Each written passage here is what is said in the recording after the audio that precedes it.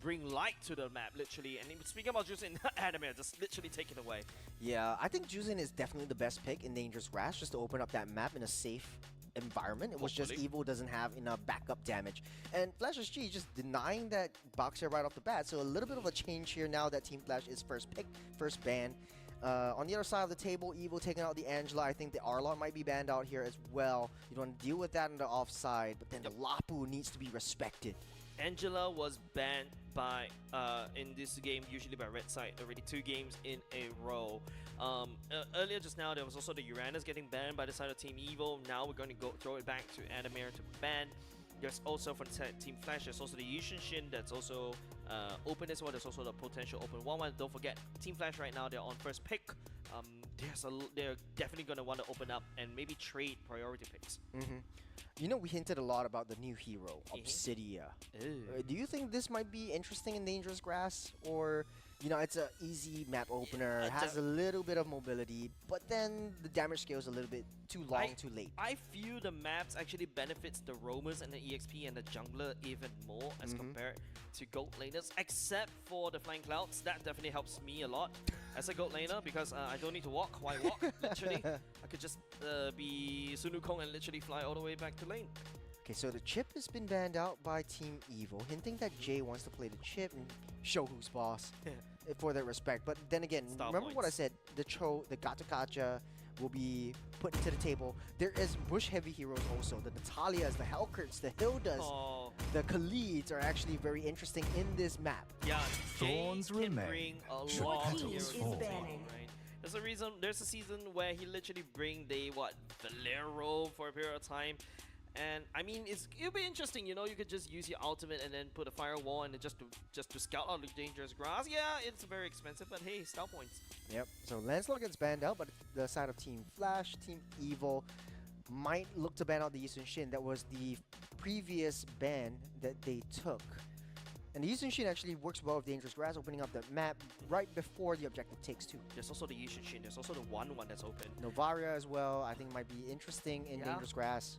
Novara, there's also the Fanny, there's also Uranus, there's a lot of things that Team Evil right now, they may find themselves in a bit of a pickle, or they could just open it up and they will take 2 of this pick.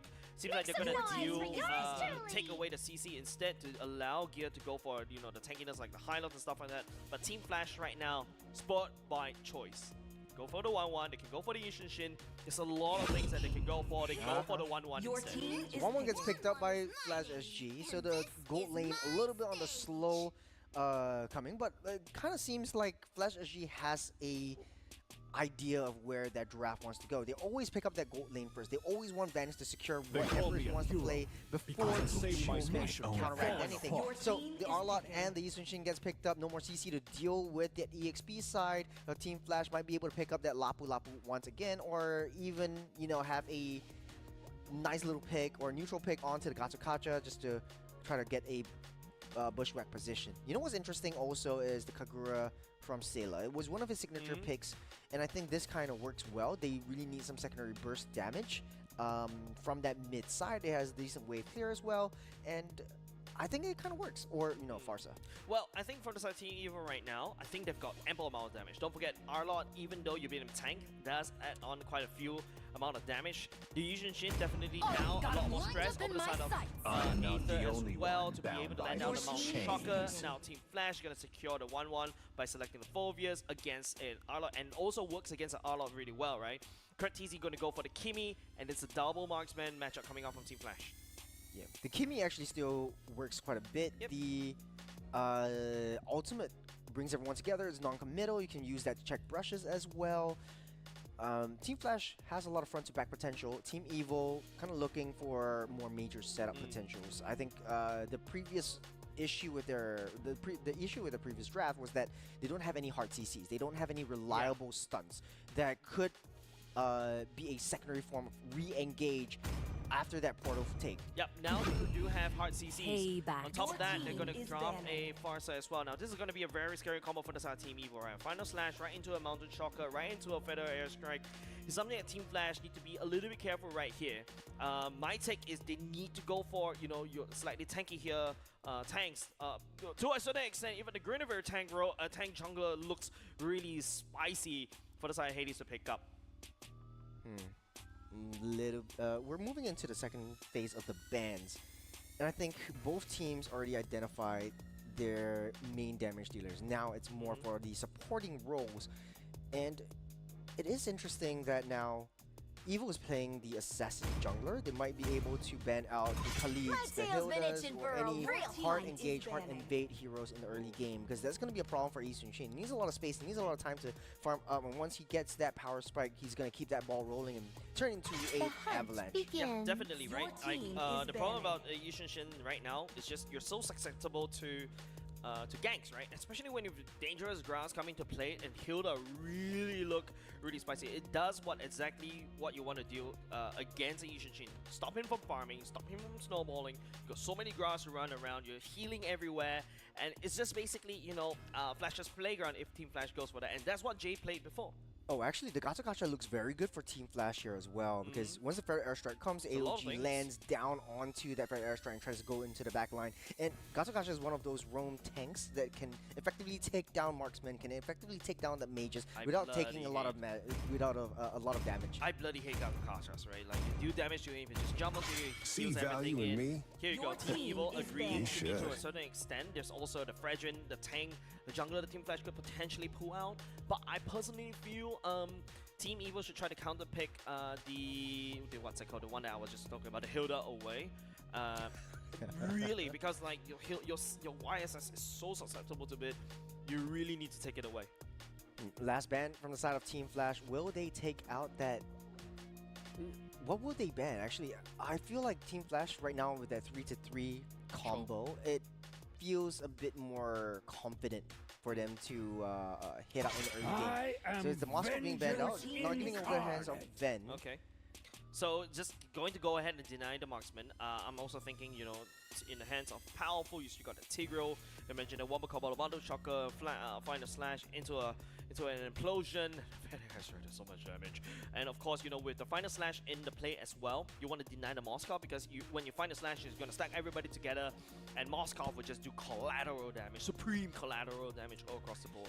I think Moskov kind of doesn't really work well with Team Evil unless they want to play towards the uber late game. They just need tanky boys right now, and I think Gacha Gacha would be a good kind of denial over the Flash SG, just to keep the Farsa safe, or even the Badang kind of works for Team Evil or Team Flash. I think Badang actually is one of the hardest roamers to break down. You can easily build your Thunderbolt stacks and try to just layer that in all the way through. So I think that would be a very viable option for Team Flash as well. Okay, final picks for the side of Team Flash. Got a mid, got a mage, got an EXP. You need a jungle, you need a roam. Yep, we hinted that they need to build literally a wall for Kimi, and also allowing the space for the 1-1 to basically prop the crossbow and tank to fly in the air. I think the Phobius and another tank would be enough. I think Hades could very well go for, like, you know, the aim on pick, the joy pick, and it works. So you can get into the backline fast as well. You just keep Kimi and 1-1 at bay, but then you need to have someone to watch the backlines, because it's very high committal, it's very frontal kind of composition right now. There's Guinevere, like you called it as well. I smelled it. That's a Guinevere and also a Grok coming out from Flash. Grok definitely going to go in the hands of Jay. Hades picking up the Guinevere, and it's very easy pickings right now, right? All of a sudden, your Farsa isn't scary anymore from the side of Team Evil. Tectonic Charge on top of a ultimate from the side of Guinevere, and on top of the Phobius that's going to leap onto you. You can also peel using the Grok as well backwards to protect your Kimi, and also a 1-1. So many choices for Flash. It's very frontal. To be honest, it's very frontal, very high committal. Jay needs to go in first with the Tectonic Charge. You need Bear to actually go into the fray as well. Lapu will be the pick of choice for EXP lane for Evil. And I do like Evil's draft a bit more now. Oh, there's no marksman. Yeah, so Lapu goat lane. So double fight the goat lane, and now you got a YSS in the jungle as a pseudo marksman. So this is going back into season 1. They want to play that gambit. They want to play the gambit because they're putting all their cherries into Yi Sun-shin's basket. They need Aether to scale up. The correct term is eggs. I don't care. I don't care. It's dangerous grass. It's dangerous, it's also very dangerous for both of these teams, right? And now remember, we talk about how Team Evo needs a lot more frontliners, something that could potentially scale faster. Lapu Lapu, technically speaking, in the gold lane, you can quickly wave clear because you've got some form of range skill to basically last hit. But we're going to go into game right now, ladies and gents. The roster on your screen. Hades reprising his role on the Guinevere tank jungler. And you've also got Jay on his Grok. And I was thinking Gear was the one that would go for the Lapu Lapu, but Van on the Lapu makes sense in the gold lane. I think it's, yeah, Farsa doesn't look scary for Nope, Team not Flash at at all. It's just the early game rotations need to be there, and Evo has to play to their strengths. They have to play to their momentum. They have to build up that momentum and try to get that down. But I do have to say that Gwyn skin, the new aspirant Gwyn skin, is my favorite thus far. You need to get it for me. Oh, no. Get a boyfriend. Why not you? No. No, Okay, no.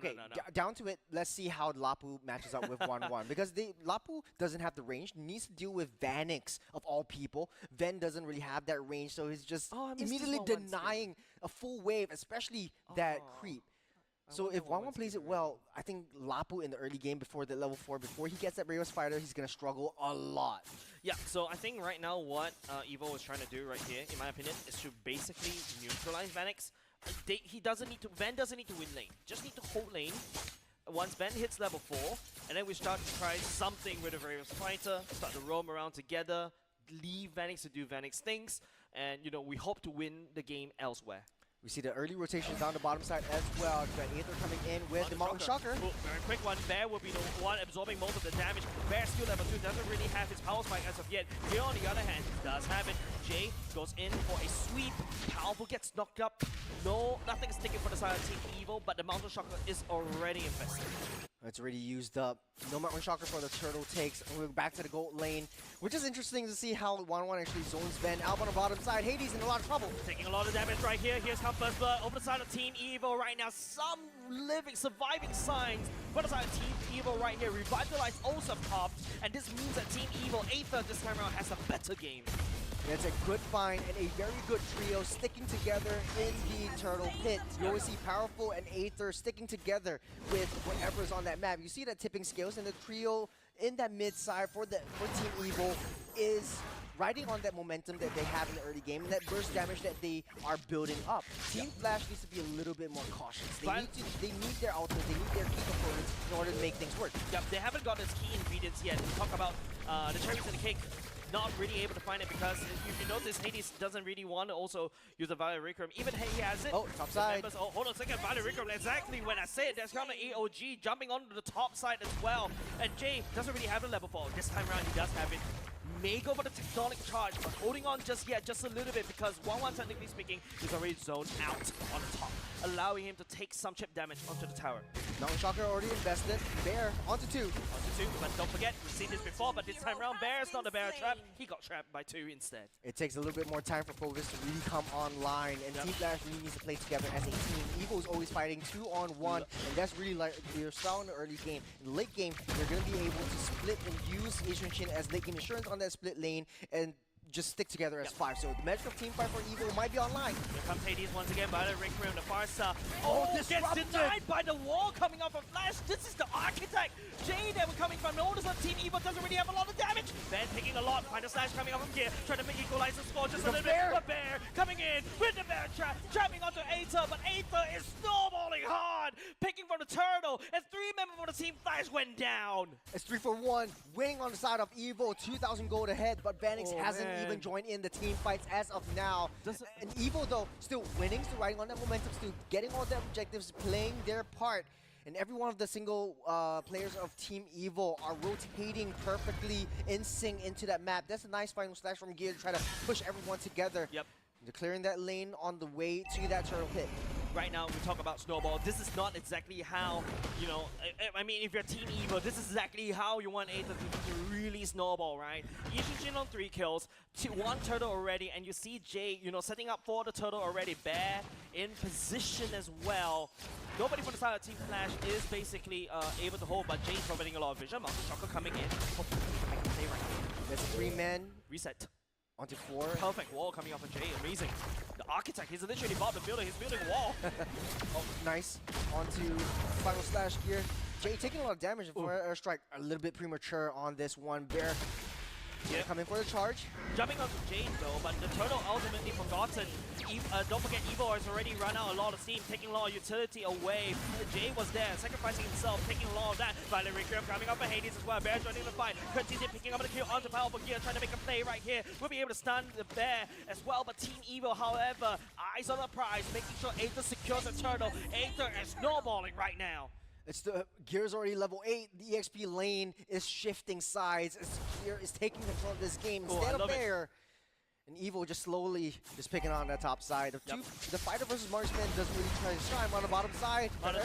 Onto Bear, but he's taking a lot of ultimate damage right here. You can see Team Evo doesn't really like Bear at all.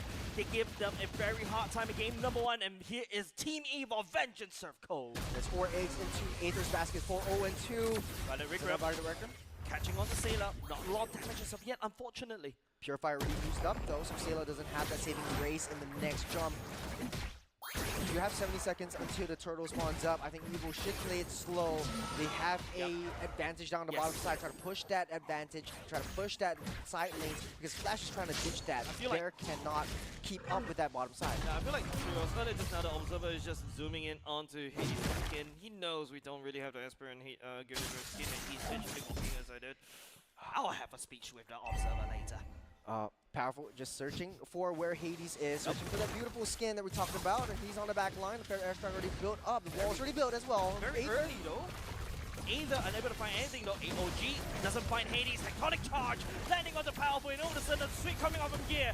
Aether also letting down the damage. Curtizia all the way back. Zone out by Gear. Gear flickers forward aggressively, punishing Curtizia, but he might get punished himself. Be able to get out. And now it's just also Powerful trying to land down the fight as well. Zoning out the rest of the members coming off Flash. Team Evo trying to work on the top side as well. Solo taking down Vanix, and Team Evo is turning this around against Flash SG.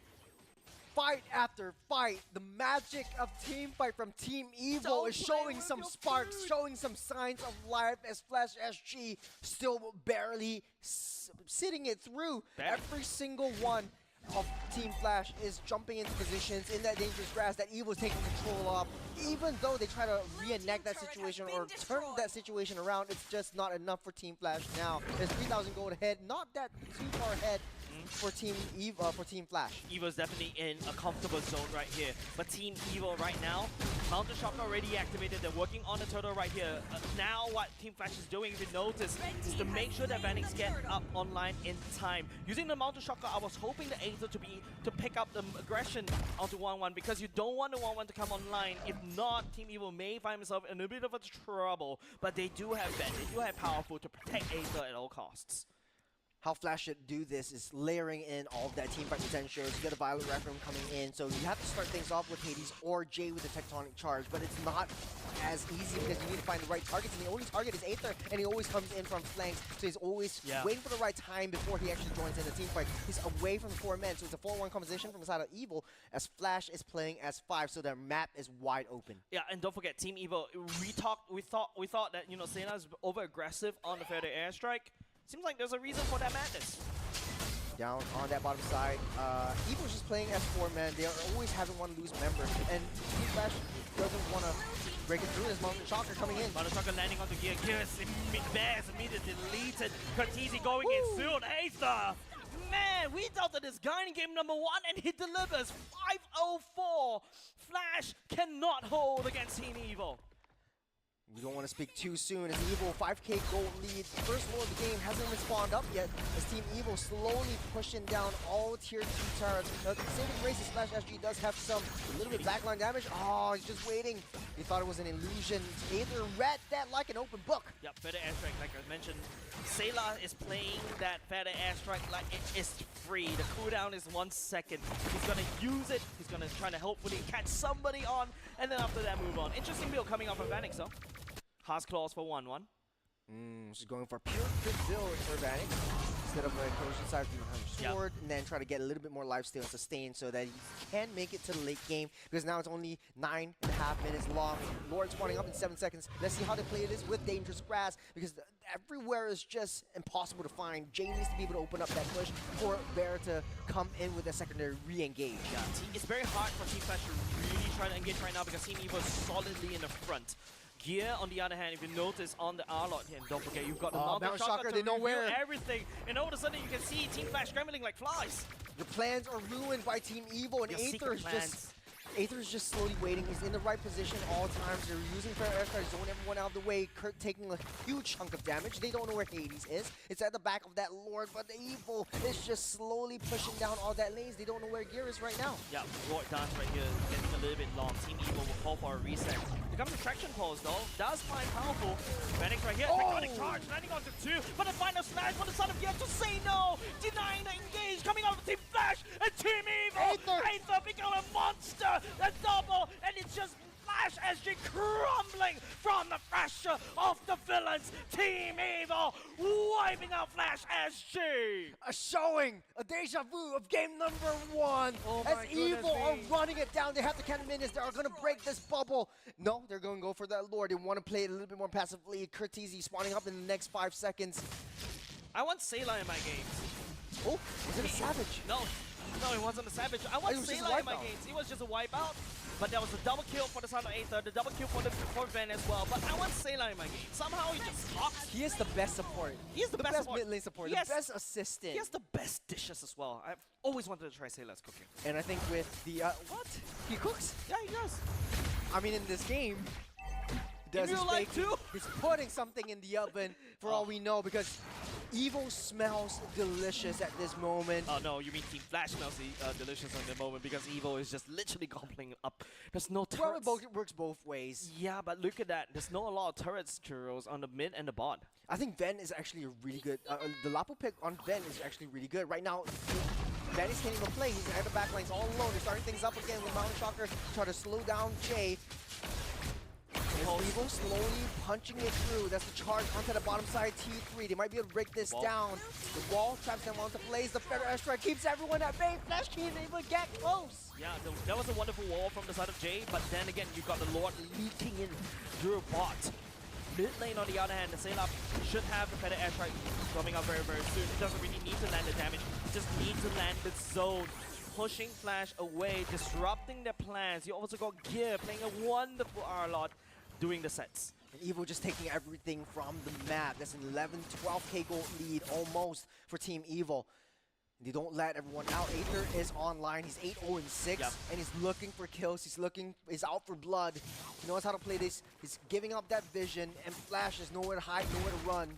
There's a smack coming up from Jay, and able to push them against the wall for the stun. Here Oh. comes Hades to jump in, he makes the play for the Tectonic Charge, the follow-up coming on Flash, and this is going to be the ultimate from side. Oh no, Vanix actually went down, unfortunately, immediately bursted down, but Team Evo turning it around, Aether picking up kills after kills, and his Team Flash slowly crumbling from the pressure. Aether picking up another one, he's Might just be able to get a unstoppable, triple. coming up on Team Evo, making a triple, the Sky Piercer Stacks is there, and now they are looking at Team Flash like it's food, and they equalize the score against Team Flash.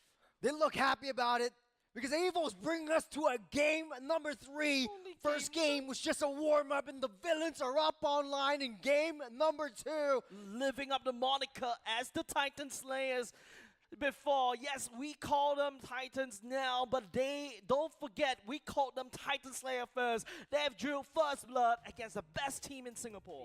Aether, there you go. On Welcome that to Singapore. Well, literally, welcome to Singapore, right? 0 depth in that game. Goes in with 85% kill participation. Once the Mountain Shocker is up, he doesn't really care. You can see Team Evo is like, yeah, I don't need to save my utilities. I'm just gonna spend my ultimate like it is free. I like the fact that Yi Sun-shin is one of the fastest assassin junglers. And I think, Yep. if I remember correctly, it was like 9 minutes before he got his level 15, which is pretty fast. He's got that a little bit more high damage based on his base stats, and then he just goes in ham. First item or second item going in for the Sky Piercer because he needs to know that that is the gambit that he wants to take. But it kind of works out. He has 80 full stacks, and everyone's just falling to the hands of this archer. Yeah, if you take a look at the game stats, right? Ignoring the emblem, just take a look. It was just a solid dominating game. Coming on Team Evo, right? It takes 7 turrets, they took 3 turtles, allowing the snowball on Aether. and then just takes one Lord, and that's it. They end the game within 13 minutes, 13 seconds. Actually, here's the thing. Here's the thing. Look at Powerful and look at Sayla. This is what I see always when it comes down to the roam adjustments right now. The roams are actually getting more gold than the mid lane. Look at Jay and look at Bear as well. Like, it's easier for the roam to get that gold. It's easier for the roam to come online faster, and it kind of pushes one hero aside. And I think this actually changes how they play. They need that speed. They need that momentum. Yep. You talk about the gold, right? I think Phobius right now is a very expensive hero, right? Like, you really need your items to be tanky. Whereas for Gear, right, if you take a look at his builds, you got a Fairy Hammer after that it goes for, and he's already online, right? Once he builds up Fairy Hammer, all he has to do is land one beautiful final slash. He's able to do that. It doesn't matter whether he dies or not. He literally does his job, right? Yeah. Sets up for Aether with a Mountain Shocker, and then after Sailor. And like what I mentioned earlier just now when when we were drafting, this is a very scary combo that the Team Evo is facing. What is Team Flash gonna do? You mentioned it. Yes, they've got prior picks on Vanix, but Vanix is still a little bit struggling against Ven.